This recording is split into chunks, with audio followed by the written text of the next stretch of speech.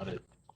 Um, Good evening, everyone. I'm glad everyone can make it. Hope everyone is in good health and that nobody's on the call and not feeling 100%. If you are, I hope you feel better. I am Lenny Singletary, Chair of Community Board 2 for those who are meeting for the first time through the Hollywood Squares. At this point, the meeting will be recorded or is being recorded. We are calling the meeting to order. Jessica, I have 6:05 on my clock. Is that what you have? Yes, it is. All right, fantastic. So we're already off to a good start. The chair and the secretary are on the same page. Um, I'm not going to go around and do an introduction of committee members, but as each committee member gives a report or has an opportunity to speak, I'd ask that you introduce yourself, and then if you would, introduce your co-chair as well. Can I have an approval of the agenda for tonight? I don't know that we have any noted corrections, so I have an approval for the agenda. Mr. Jordan, can I get a second? Ms. Allegringer? Um, is there any discussion, any recommendation for any changes? Is everyone in favor? Anyone opposed? Any abstentions? Fantastic. Has everyone had a chance to review the minutes from the February meeting? Are there any noted corrections? I sent corrections to the office last week. Thank you. Any other noted corrections? For those of you who may be reading the minutes for the first time, if you would, just please send the corrections to the office and we'll flag them and make the necessary adjustments. Can I get a motion to accept the minutes? Ms. Fibush, can I get a second? Mr. Flournoy, any further discussion on the motion? Hearing none, all in favor? Opposed? Abstentions? Thank you. Chairperson's report. So a couple of things. One, and as it as it turns out, Land Use Committee isn't here in full representation, but I see Irene jumping on the meeting now. Many of you may have been part of discussions or have been part of reading information that speaks to the Gowanus Canal rezoning on the topic. I believe I mentioned this at the last meeting, but I want to mention it again. There is a small footprint of that project that sits in CB2. And, probably probably blocks worth of space that sits in CB2. Nonetheless, it sits in CB2. And so we will proceed as we always do when it's time for the ULUP and the public hearing to engage in the process, which we've always participated in. That hearing would probably sit within the committee. And so we're not going to have a large special general body public hearing, but I'm going to ask that the committee take the lead on that public hearing. As I've shared in the past, I've been working with and continue to work with CB6 to see if there's an opportunity for a joint discussion to take place. The majority of the project does sit in CB6, but independent of where it sits, we will continue with doing the work of the committee and of the board. So rest assured, there will be an opportunity for us to formulate an opinion on that project. Second thing I wanted to mention is that we're in the season where committee members are seeking for reappointment. So if you are checking for reappointment or if you haven't received a notice from the office indicating that it's time for your reappointment, be sure to check your spam box, all your in folders to make sure you're not missing. Related to that is the time of the year where we get to make committee appointments. You should be aware that I'm hoping to make some committee reappointments, some possible changes on the respective committees, somewhat in the context of succession planning to make sure that as we move to a new environment where some members will be term limited, where other members are looking to change their focus, and quite frankly, other members just don't continue to have the time to be active as chairs or co-chairs, it is necessary that we will make changes. So just be on the lookout. I'll try to contact everyone individually before we make any changes and before any changes are announced. I don't plan on making any changes for announcement tonight, but you should anticipate that some changes will come by the nature of the process. Another thing I wanted to mention, and this is really just more of a reminder, housekeeping, not necessarily something that has a different message, but each of us take our time to be concerned about things that are passionate to us. Everyone who serves as a board member, myself included as the chair, you do this out of concern for your community. You do this because you want to be engaged in an active discourse, but you also do it because you volunteer. And so in that context of volunteerism and support and to be collaborative, it pains me, and it's not something that I look forward to hearing when I get feedback that indicates that we're not working collaboratively and in a manner of respect. And so I ask each of us to please remind our respective committees that that is the mantra by which we work. It should be real simple. Respect, work, listen to the community. Those are just the three basic things that I hope we can get done. And it's never acceptable if it is a committee member, a public member of the community, or a board member who may not necessarily be a chair or co-chair of a committee. Respect should be something that we have to discuss. I just want to put that out there as a reminder, but it's important that we keep that top of mind. Should you have any difficulties with your respective committees or with participants of your committees, and they don't function in a way that you feel is collaborative and respectful, you have my number, have my email. Please give me a call, and I'll do my best to try to make sure that we get the community and the committee back to a point that is collaborative and cohesive to do the work of the community. The last point I want to mention is we have had different conversations, although this group seems to get more and more comfortable with Webex, and there are essentially multiple forms of virtual platforms to host community meetings. At the moment, Webex is still the preferred method of communication through the City of New York, and therefore, by extension, the Department of Information and Telecommunications, more commonly referred to as DO IT.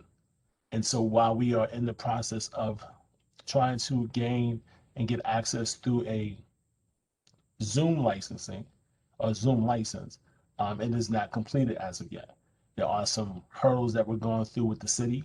And so as we continue to go through those hurdles, it will not take place. So this gives us another opportunity to get more and more familiar with Webex. As soon as Webex is available, as soon as Zoom is available, we'll make the transition. But for now, this is the platform of choice. So for anyone you know who's having difficulty and you're able to assist them, please do so. For those who are having a greater challenge and you can't get on to the system, the board office has been very, very helpful in trying to get everyone up to speed so that they can get into the system. I've noticed that there've been accommodations of late that allow people to just click from the calendar, or just click from, the different platforms that we have. So we are trying to make it more palatable and convenient for everyone to use the platform. But if you are having challenges, which is possible, know that we're here to try to help you as best we can. I will say that in every case, it is not the platform. There are cases where it is the end user.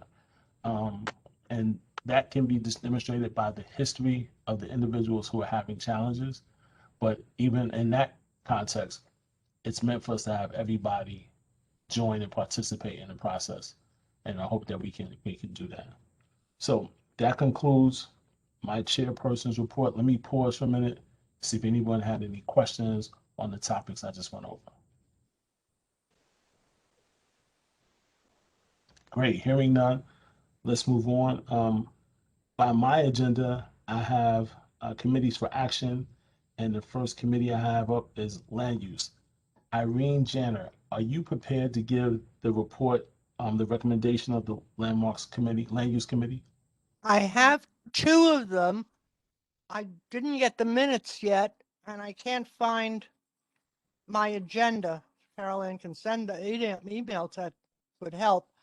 But to start out, oh, I know what the other one was. All right. So if you're going through your, I've got it. Okay. Okay. All right. We had 3 items. One was a repeat. On the matter of 267 Cumberland Street. They made a presentation. It is a very large extension, full height extension on a building. There was some interest as to whether there had been contact with the owners next door who were in on the virtual land use meeting. They were there, and there was a concern about a tree that is on the neighbors' properties. The committee recommended disapproval for several reasons. One is that the extension, although it's within the zoning law, which is, it's allowed, it is very significant. It was about 25 feet. That's a very large extension. So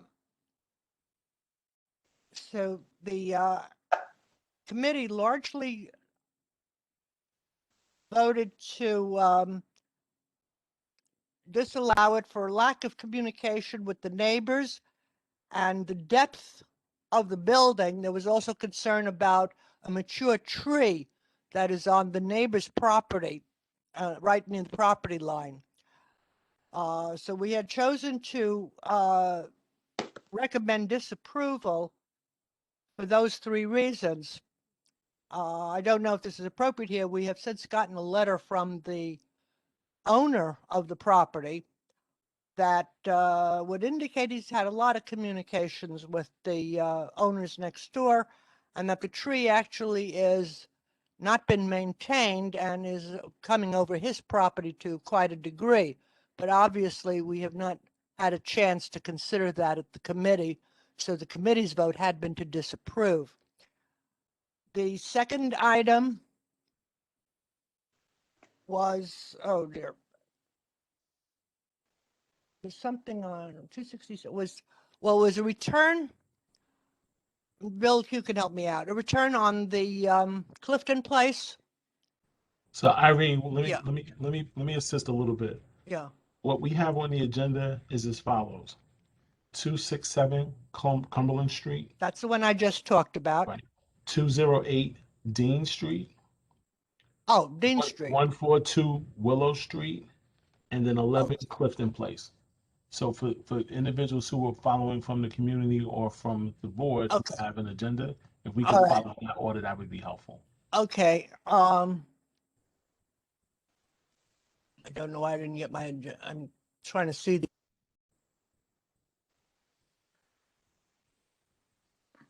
So 208 Dean Street is the next item, if that's helpful.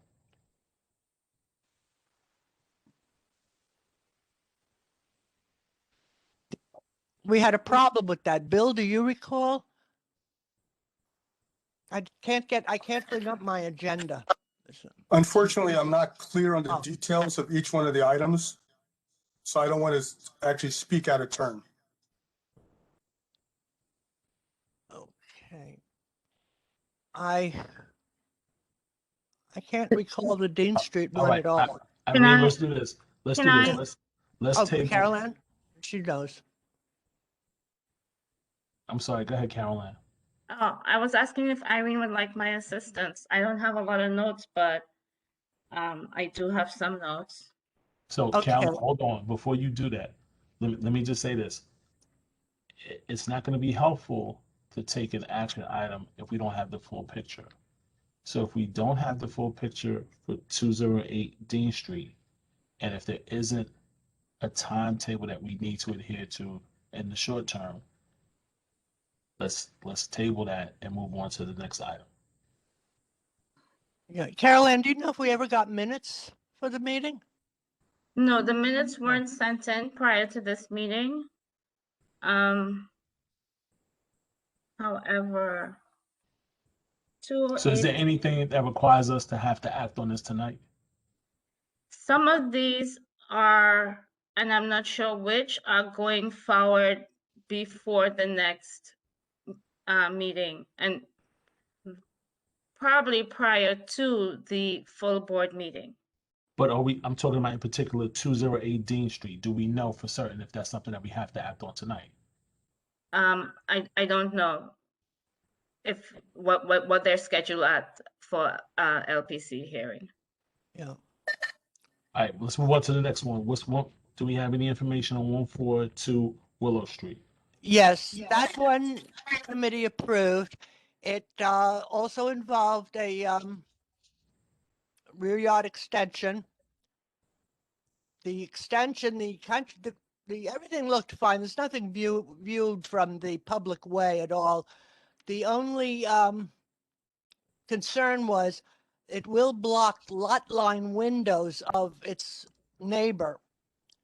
And the neighbor was there and expressed his unhappiness about that. But lot line windows are not protected. They never are. So that is not an impediment to building. And the committee approved that. It was a split vote, but that was approved. And then we had the return of Clifton Place. Clifton Place was the one we had disapproved last month for one, no notification to neighbors, and it was viewable from the public way. They came back. The design was not changed, but the neighbors had sent in testimony and also testified at the meeting.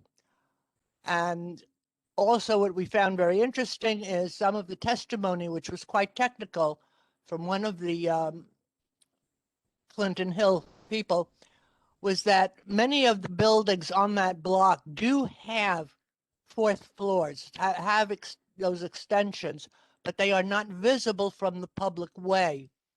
There is a way to do that, and the architect in this case had chosen not to, so we disapproved it again because it can be, they can get their extra floor without being visible from the public way and ruining what is a very uniform historic street.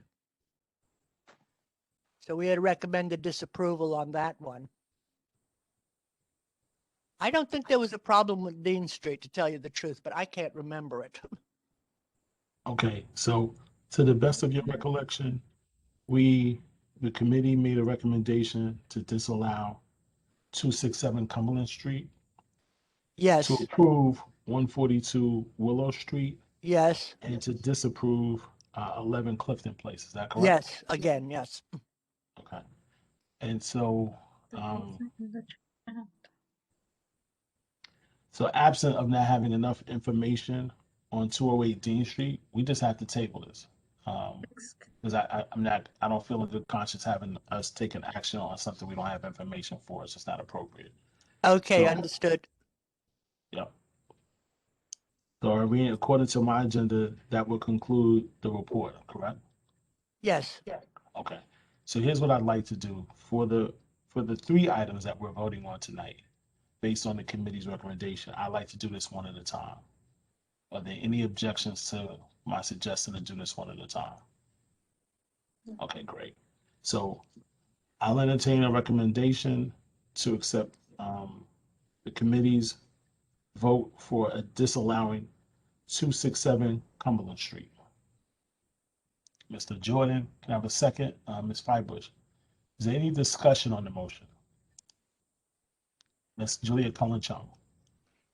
Hi. In the letter from the owner that came today, it also stated that other properties on the same block had similar extensions. Is that true? yes, but they're not adjacent. And on Cumberland, the owner who wrote, the one next to the property that was objected, the ones with the trees, their building is much smaller. It's not the typical size. It's a mix of buildings on that block. Mr. Chair, may I comment also? Comment or question? Comment. Sure. Okay. Juliet, on that particular situation, the building extended over 25 feet beyond the back of the neighboring building, which is extensive.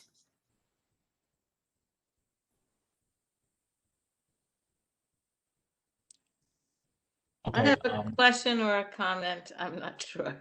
yeah, hold on for me. Let me go to Barbara. Okay. Barbara?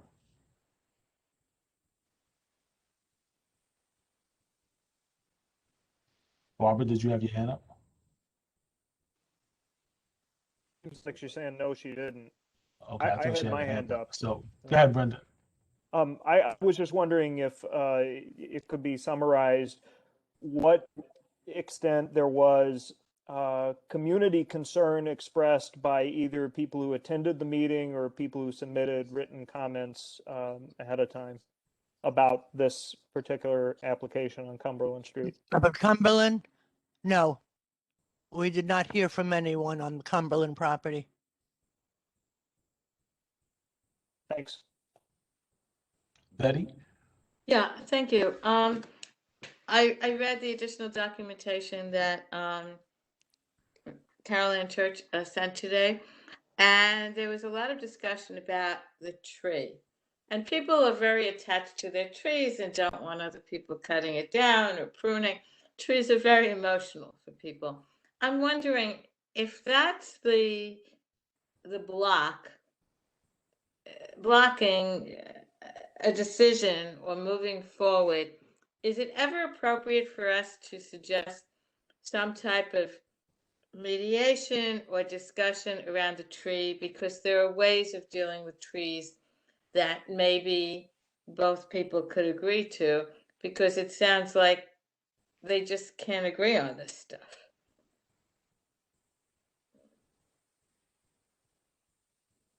I mean, is that a question that you're looking for an answer for? Or is that a statement? I'm not following. I'm sorry. I'm not sure. It's just a concern. I mean, can we as a community board, okay, can we as a committee, as a community board, recommend some type of mediation or consultation around the tree? Because that seemed to be an area of contention in the discussion about the land use. So, I mean, listen, there's a couple of things here that we always kind of border on as a group, and I think it just stems from us trying to do the right thing. You know, there's a fine line between advisory and directing someone on how to proceed on a process. Generally, that's what counsel is for. Generally, that's what the communication and getting the feedback of the neighborhood is for. There's a fine line between us providing counsel and advising someone when they're in a position to do so, that sometimes it's hard to answer. It's not clearly as clear cut to say if it's yes or no. That's a gray area, and at this point in time, I don't know that I definitely have a solid answer for you, particularly because we're now in the discussion portion of this particular voting item, and so anything we say now in that context is probably not appropriate. Okay, thank you. Mr. Flournoy? Yeah, the tree was brought up as an issue, but it wasn't something the committee was concerned about. What was that But last piece? the Was it owner of something? the other property was concerned about it. The committee didn't make a decision based on the tree. Okay, thank you. Okay. I have a question. Barbara, your hands up. Yes, thank you. Was the owner of the property at the meeting? The owner of this property, not to my knowledge, the architect presented, Thank you. but the letter that we just got is from the owner of the property, Right, who I do right. not believe was there. Is the owner here tonight? I don't know, is Albert Wang here? I'm sorry. We're not calling for Albert right now. We're in discussion on a motion. So let's stick with what we have before us. Jessica? Just a point of clarification. Bill, you noted that the tree was not part of the committee's decision, but Ms. Janner noted that the committee recommended disapproval for 3 reasons: the extension being quite significant, a lack of communication with neighbors, and consideration around this tree. So is it, if I'm understanding, is the disapproval really just about the size of the extension? By and large, the disapproval was primarily because of the large size. Okay. 25-foot extension is very significant. Also, what we thought was, failure for notification. But the big thing was the sheer size of this extension. The tree was noted also as a concern, but the main thing I think was the size. Okay. Is there any other discussion on the motion? Hearing none, all in favor of the committee's recommendation is disallowed. Aye. Give me 1 second so I can capture this. I'm sorry. Yeah, take your time. Can I just ask anybody voting, please keep your hand up so Jessica can count? Thank you. I have no camera. My hand is up. Yeah, Okay. we got your virtual hand up by way of voice. We got you. Thank you. Okay, I think I've got everyone. Okay. Anyone opposed?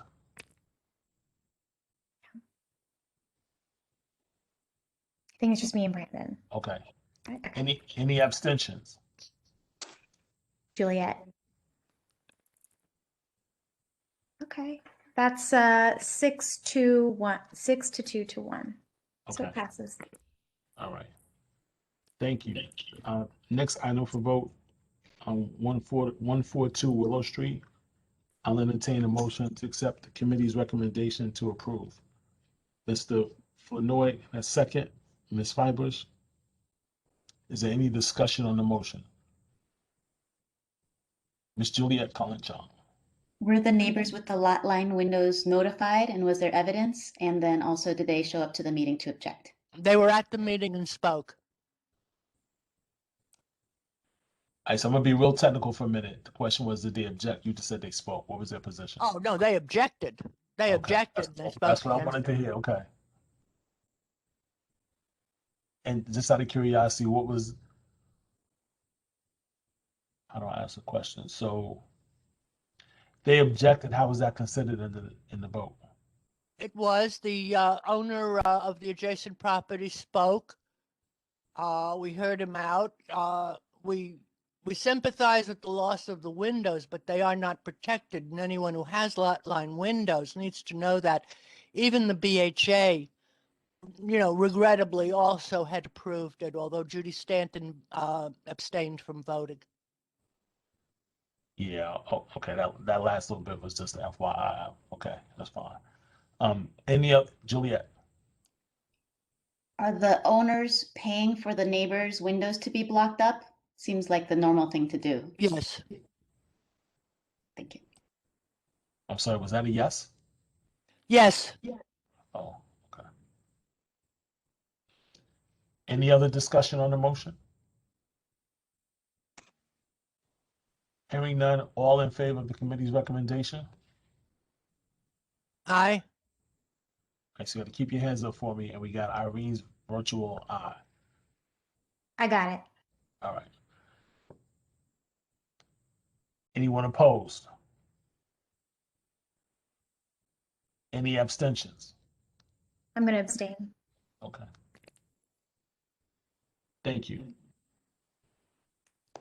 The next item for action, I'll entertain a motion to accept the committee's recommendation to disapprove 11 Clifton Place.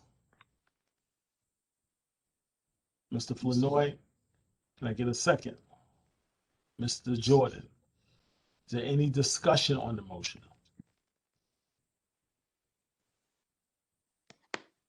Hearing none, all in favor of the committee's recommendation? Aye. Okay. Thanks. Any abstentions? Brandon. Yeah. And then do we do opposed? Yeah, I'm gonna do that next. Anyone second. opposed?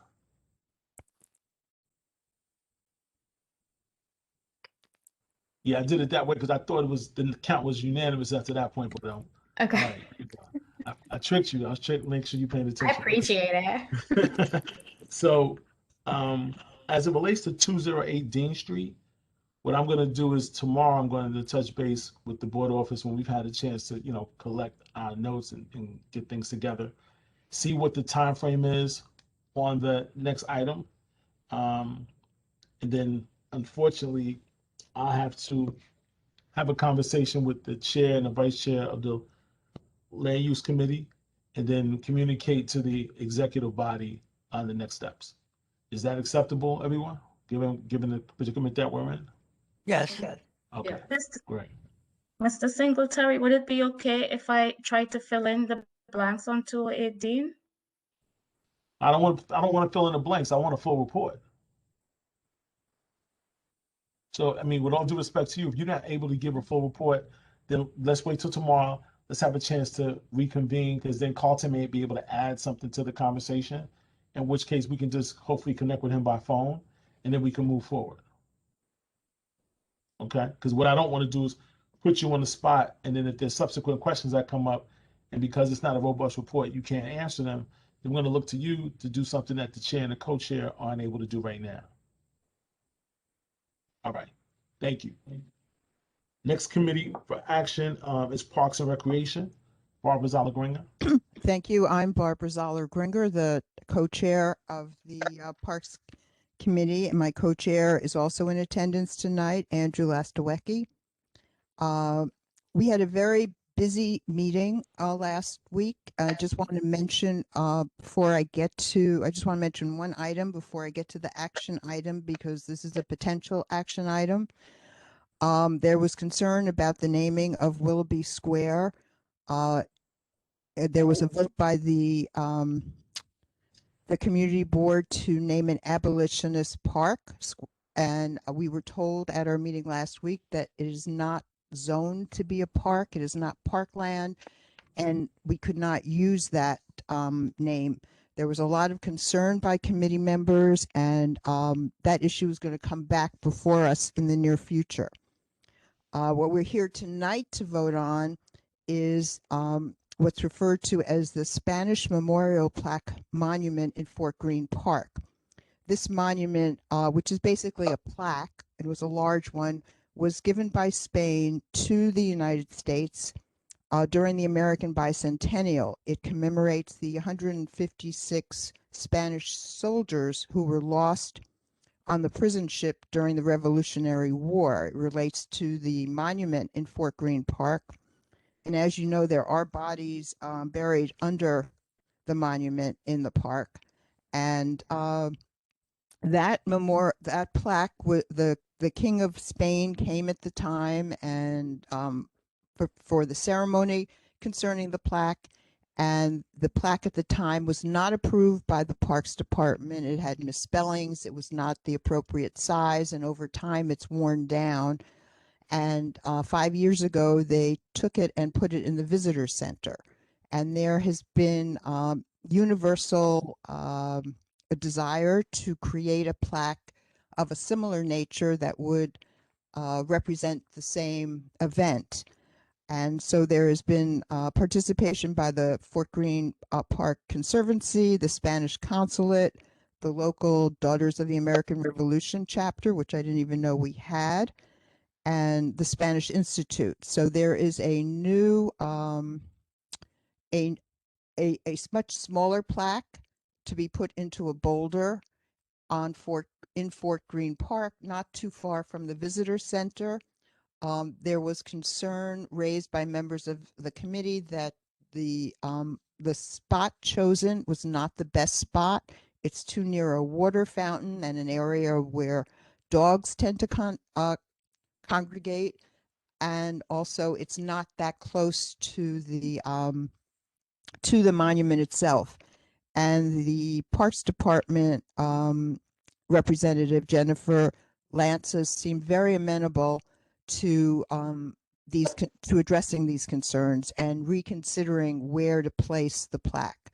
So the vote of the committee, which I believe was unanimous, was yes 8-0-0 to support this plaque in the park, but recommended that it be sited closer to the prison ship martyrs monument, further away from the water fountain. And I believe we also suggested that it be surrounded by plantings to help keep it safe. So that's the recommendation of the committee. And Taya, is that your understanding that was my understanding, that it was part of the vote that it also have plantings around, recommended if possible to have plantings around it. Well, wait, before Taya answers, what does the action item say? Is that part of the action item? That's my understanding. Ms. Lances represented that plantings were actually already planned for this memorial. The suggestion was simply that the plantings be taller, specifically taller than dog height. All right, I didn't remember that, but that sounds fine.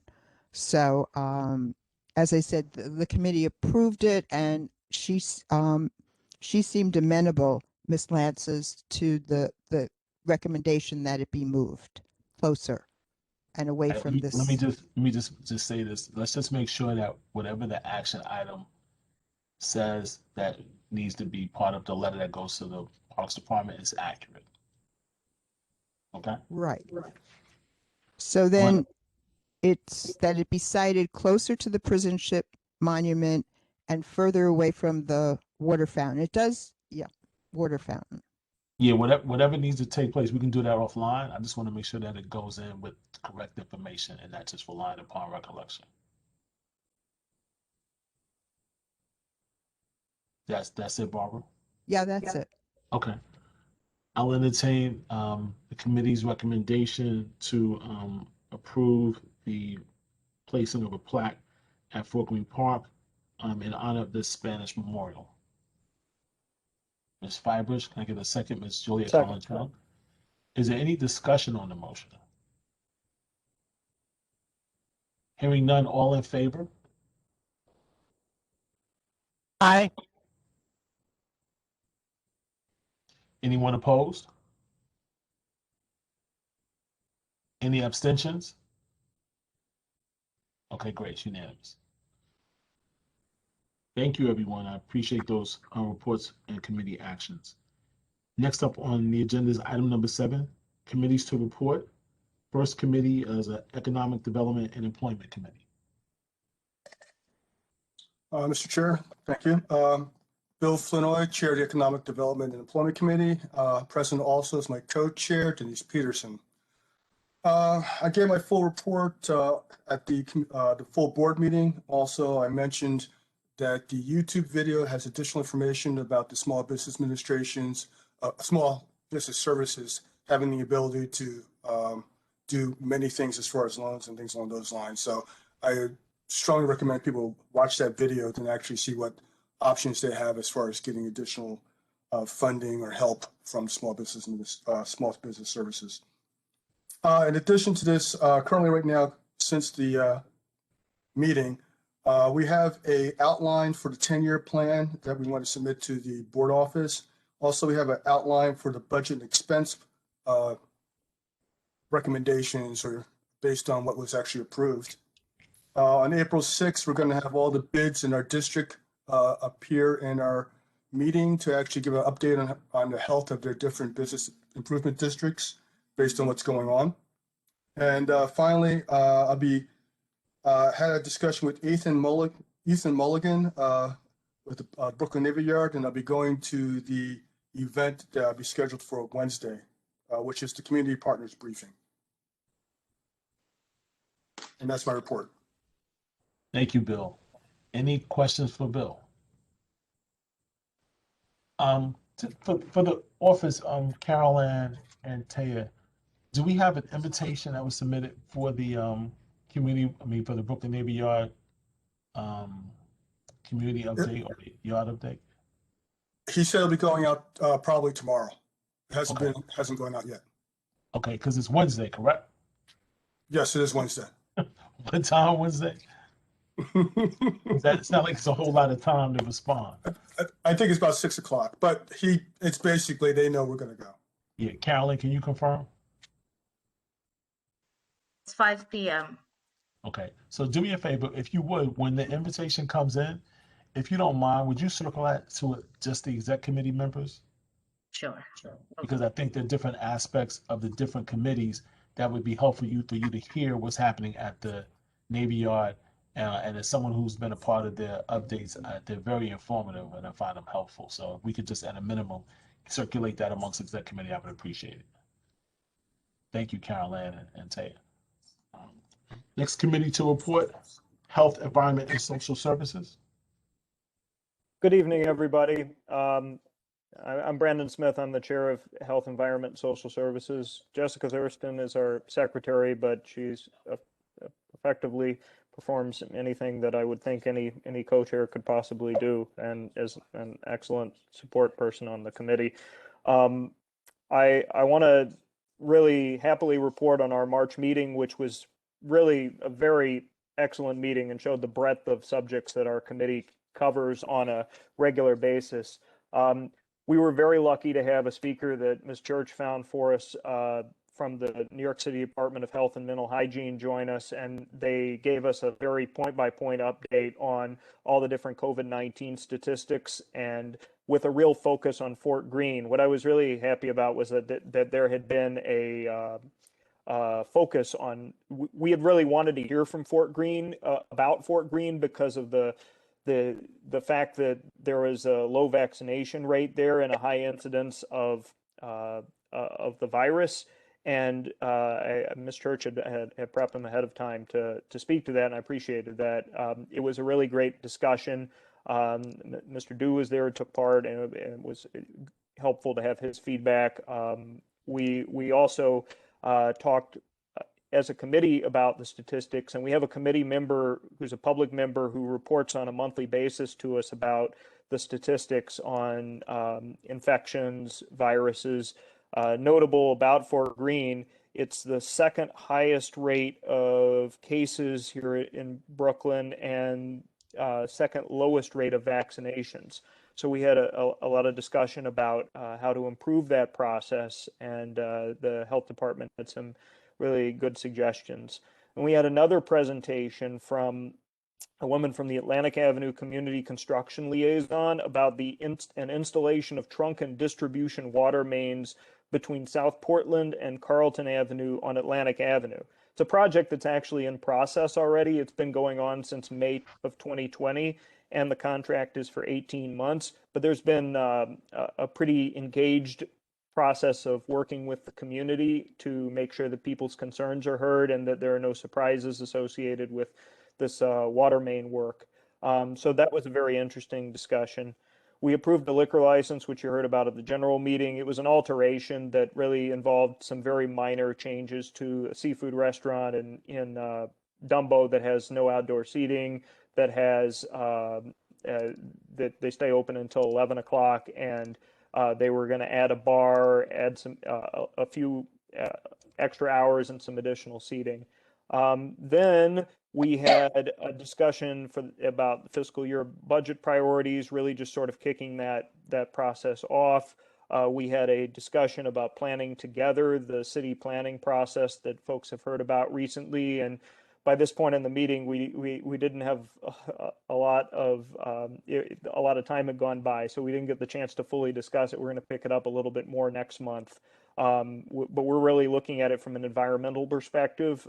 You know, the environmental review process is important to the planning process. So we didn't take a vote on it, but we intend to continue discussing it. And we mentioned a very important city council bill, this Intro 2092, which relates to putting down climate guidelines on new projects.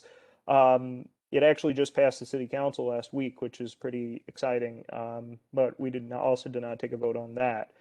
Also, we're doing a project with the Youth Education and Cultural Affairs Committee. We voted as a committee to support pursuing this project. It will be trying to bring a doctor who educated us about asthma last fall to the education districts 13 and 15 to spread awareness about childhood asthma, which is one of the major health issues that was highlighted by Department of Health Community Health Profile a couple of years ago, and something that continues to be on our priority list. And then finally, we had a bit of a discussion about homelessness at the end of the committee because a member of the public showed up and discussed how there was some concern about homeless folks at a with the volume of people that are coming to a church, and I guess they're staying at the Aloft Hotel. We're planning to have a more fulsome discussion about homelessness in the coming months, because we had submitted some written questions to the Department of Homeless Services, and they came back with some answers that the committee is in the process of reviewing, and we will probably plan to have some more presentations on that in the near future, and hopefully from diverse perspectives. So we had that thought as well.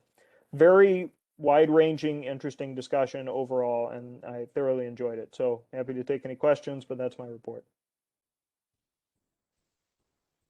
Thank you, Brandon. I appreciate the report. Next committee is Transportation and Public Safety. Good evening. I'm Juliet Collin Chung, Chair of the Transportation and Public Safety Committee, and my co-chair, Cheryl Gelbs, is going to be joining the meeting in 10 minutes. She has an 80 Flatbush meeting right now. At the meeting, we had our guest was Mr. Andrew Inglesby from the MTA, New York City Transit. He comes every year. In this case, it's been a year and a half because of COVID. We had submitted him a list of questions, particular to Community District 2, and he answered most of them. He was very professional, very responsive. There are certain questions that he did not answer, and that's understandable. Our primary discussions were about accessibility of the subway stations, and then also particularly an extra egress from the York Street subway station. We and the community have been noting that particular station is dangerous for some time now, and he actually said that he will be coming back within the coming months with the results of some studies that the MTA engineers are doing right now on that station. Did not give us any clues about where a second means of egress might be, but it's heartening to know that they're going to be coming back soon. We also had a discussion about planning together. We heard the City Council speaker's proposal for comprehensive planning in New York City. There were arguments pro and con of that proposal. And since that meeting, I represented Community Board 2 along with Irene Jenner and Daughtry on a call with city planning about zoning for transit accessibility. And city planning is actually looking at creating in the zoning text an easement that would be required, that would require property owners within a certain distance of subway stations to come to city planning and find out whether or not they would need to have an easement for the MTA to have either an elevator or a staircase within their property. So we were very pleased that city planning is looking at improving transit accessibility and trying to find creative ways to do that. We did give several suggestions about trying to make that a little bit more specific, because there weren't a lot of parameters. It was pretty wide open. It was like, come to us and we'll let you know if you need to give us an easement or not. That was basically it.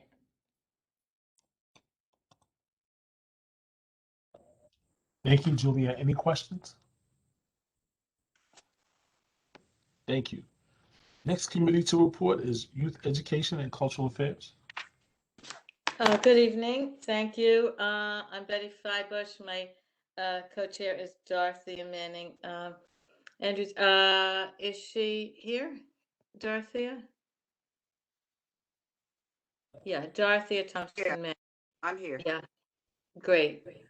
Okay, so at our last meeting, we heard from Dr. Lasante, who's the executive superintendent of a department of the DOE called Access, which deals with alternative schools, the young people in Rikers and juvenile detention, life programs, which are for the infants and young children of students who are attending public school, newcomers schools, which are for recently recent immigrants, speaking other languages, coming, at a high age, maybe 15 or 16. They have to learn the language. They have to do high school. So it's a whole group of newcomer schools and transfer schools.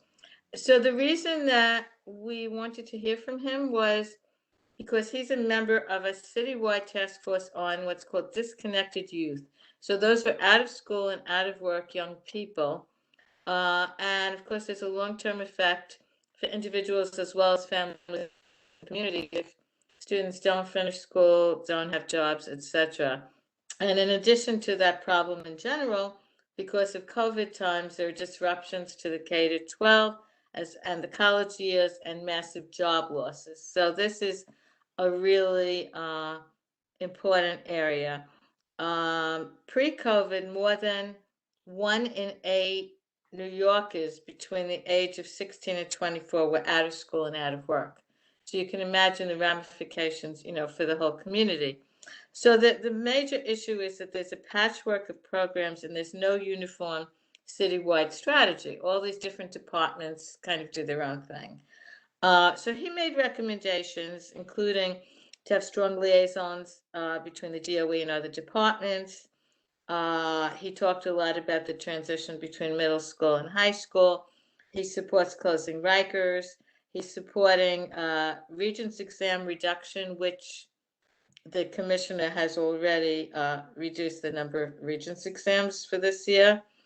Funding for 16 to 24-year-olds as part of adult education.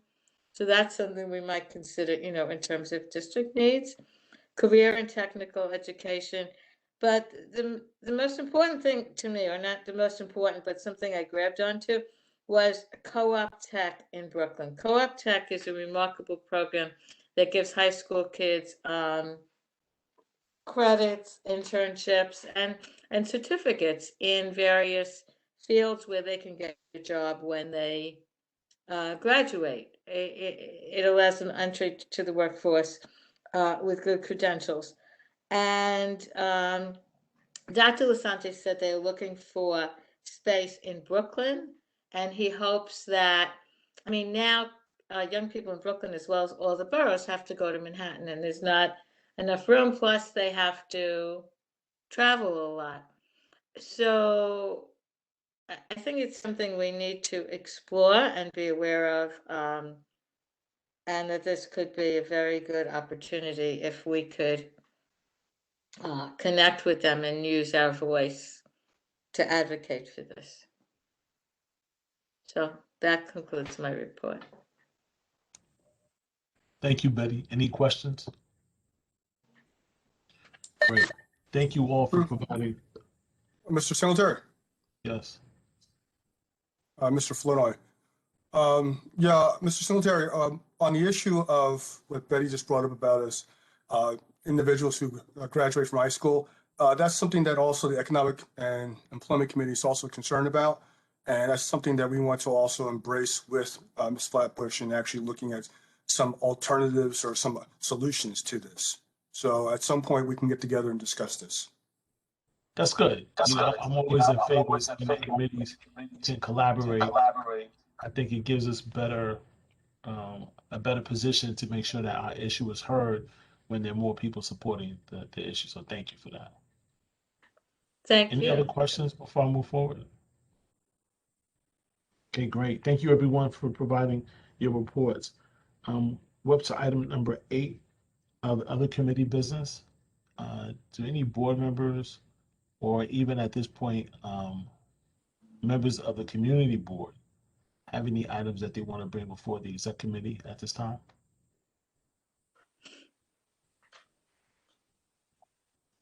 Okay, hearing none. No, Mr. Yeah, I got it, John. Thanks. Hearing none. Are there any speakers that we're aware of? And so let me be really clear. This isn't the general body meeting. This isn't where we have the normal roll call of speakers who just give updates.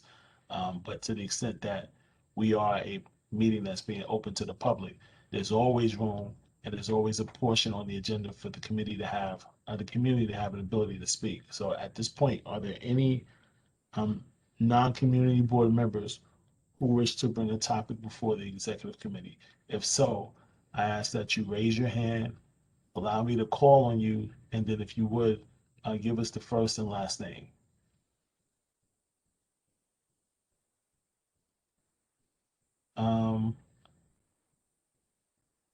Is it Amina?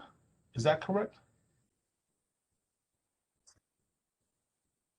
You're on mute. Come off mute for me. There you go. Are you referring to me? Yes. Did I Okay. say your name incorrectly?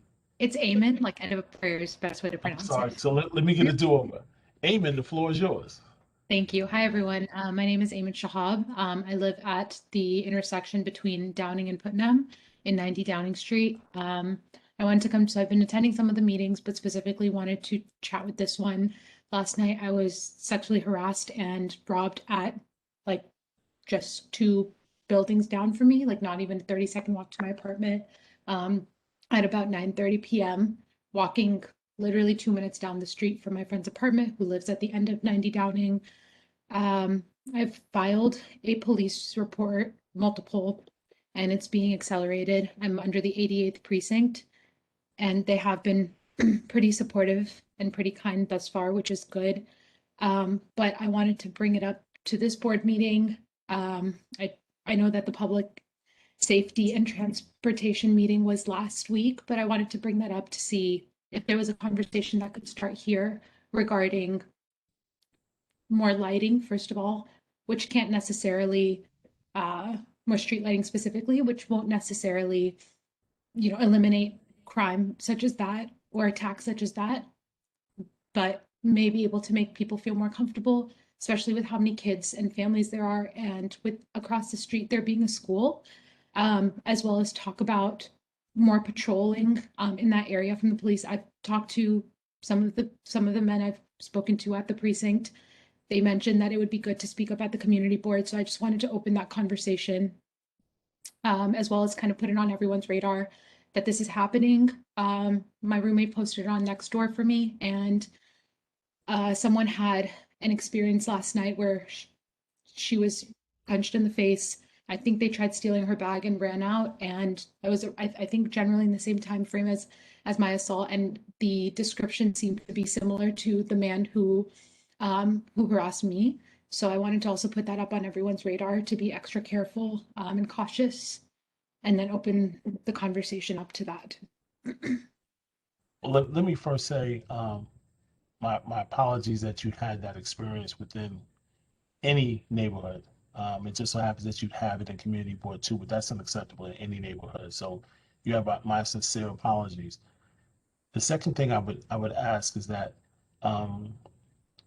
you communicate with the board office, and so if we could put the community board email in the chat, so that everyone could get that information. I want to have an offline conversation with you to do a couple of things. One, if you haven't been already introduced, I'd like to see if we can help get you an introduction to community affairs officers for the 88th precinct. It's one thing to file a report and perhaps talk to a desk sergeant or the detective squad, but you really want to have a conversation with the community affairs officers so that hopefully through the block association or through your neighbors, there can be a proactive way to see if the police department or if that particular precinct can't be for patrol. The other thing that I like to recommend is that we have members on our community board, and some will participate in this meeting. Once again, we'll do this offline. Have you be aware of when the next precinct council meeting is, because that's also an equally good forum for you to communicate the unfortunate situation that's happened to you.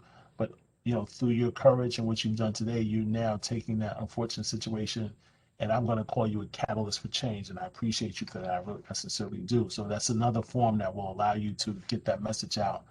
And then Carolyn and Taya, I'm calling out my colleagues in the office in particular. Let's see if we can't be advocates to inquire what would it take to get some additional cameras in that area, in that corridor. I mean, just from my own area, my own history, and just knowing that area well, it can be very desolate and dark, particularly when the school is out. And because we haven't really had a normal environment in the city for over a year, there are clearly blind spots. And so if we could work with the 88th precinct and Captain Malcolm, who's an excellent commanding officer to see what it would take to get cameras in that area. We can help advocate on that aspect as well. But I thank you for coming out. I thank you for bringing that to our attention, and let's see how we can proactively help to make sure that that individual is apprehended and properly charged, and that you go back to having a better quality of life. Thank you. Thank you. I appreciate that. No problem. Jenny, did I see your hand raised? Yes, thank you so much for the opportunity. My name is Jenny Payson. I'm the architect for 267 Cumberland. So, Jenny, can I interrupt you for 1 second? Of I need course. you to speak up a little louder. Can't really Sure. hear you. Can you hear me now? Yeah, I can hear you now. Okay, thank you. I'm the architect for 267 Cumberland. I just wanted to make a quick clarification because I think there may have been a little bit of misunderstanding about the extent of our building. Basically, our addition only adds 15 feet to our existing building and only on the basement level, which actually falls below the fence line of our neighbors. So above that point, we're only extending our building 10 feet. And again, it's not for the full width. There's actually balconies that are facing the neighbor that are offset away from their property.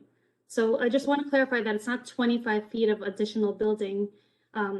Only the basement level ends up being 25 feet from their facade, and that's below the fence level. So that's just something I wanted to clarify because I think there may have been a little bit of mischaracterization of what we're actually proposing. So, Jenny, thank you for making that clarification. Can I ask you to also communicate that to the board office if you haven't already done so? The email is in the chat, and to my colleagues in the board office, if we're not beholden by time restrictions, and like I said, we'll discuss this again tomorrow. Actually, we won't. I appreciate that. If we could make sure that this is an opportunity for that piece of information to come back before the committee. What I'm not going to do tonight is have another committee meeting, right? But that's something that the land use committee should be addressing and should be dealing with. And if you made that clarification before at the previous meeting, I'm sure my colleagues who are the subject matter experts would have addressed that. If this is a new bit of information, then it should, in fairness, go back to that same committee with the same form and have that same group of colleagues who are subject matter experts address that. Okay? Okay, we'll send over the email. Thank you so much. Sure. I only see one other person with their hand up, so if you come off mute, the floor is yours. And tell me your first and last name. My first name is Kenneth. My last name is Hawkins. Hello, Kenneth. How are you? I'm fine, thank you. How are you? I'm well. Thanks for letting me speak. Sure. So I am the neighbor of 267 Cumberland, one of the neighbors. I'm the person with the tree. So the tree, well, I wanted to address the letter that you referenced receiving from the owner of 267. I haven't read it, so I can't speak to it exactly, but from what I understand from what you said, I feel like I need to object. He and I have not spoken extensively about this tree at all. In fact, really the only time that we've ever talked about it is when I approached him to ask him if it would be okay with him if I did maintenance work on the tree and to see if there were any issues that he would like me to address while doing that work. And this was like about maybe a month and a half ago that we had this conversation. The tree has been worked on, and it's a river birch tree. So this means that it is just naturally a leaning tree. This is part of the nature of this tree. And as it is now, with the lower stem, which has been completely pruned back as much as it possibly can to maintain the health of the tree, the canopy of the tree is about, I don't know, from my eye, it looks about 5 feet at most from the rear facade of 267. So I just feel like I need to state that that there hasn't been a conversation, that to my eye, the proposal in and of itself really doesn't take into consideration the environment in which the building sits.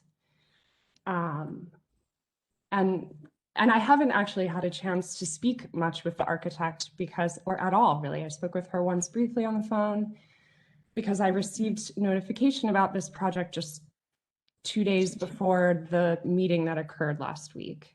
So I haven't even had the chance to discuss with her anything beyond the tree. So she and I haven't talked about her design proposal specifically and the balconies which they have in their design, which would look directly into the windows of my home.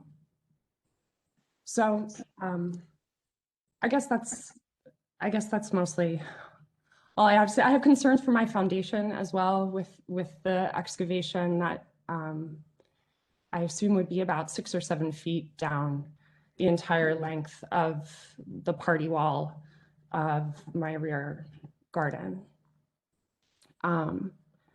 And I'm wondering if there's some information I can have also about how to voice these concerns and complaints more formally in letter form to the board so that this can be noted in any file that is ongoing for this discussion. So again, thank you for coming out. Thank you for speaking and voicing your concerns. I mean, sometimes it's not always easy to know the right platform, know the protocol, how to speak. You did perfect. So don't worry about it. I'm glad you did it. In like manner, I would also like, if you would, just communicate with the board office. The board will steer you in the right direction. If you look in the chat, that's our email address. My colleagues will walk you through the right protocol, the steps, so that you're able to have those same words you just communicated to my colleagues who are more subject matter experts, one. Number two, also when you communicate with the office, let them know that you want to be part of the email distribution so that as meetings come up, not just for land use, but things that affect CB2 like safety and all of the committees that reported tonight, if there's something that interests you, you'll be able to participate. And then who knows, through your activism and your concern, you may too want to have a desire to either be a public member of a committee, and that could lead to you even being a community board member. It takes all of us to be community board members to advocate for the things that are directly impactful to us, and then the things that grow to be impactful to the entire district. So thank you again for doing that. Because we voted, we took the committee's recommendation to disallow.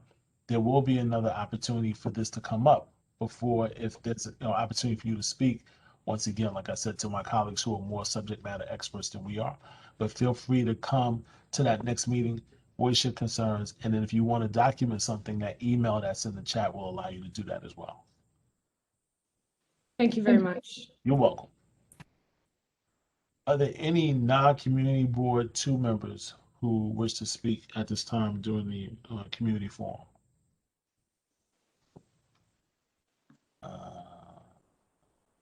Going once, going twice. I'll entertain a motion to adjourn. Mr. Chair.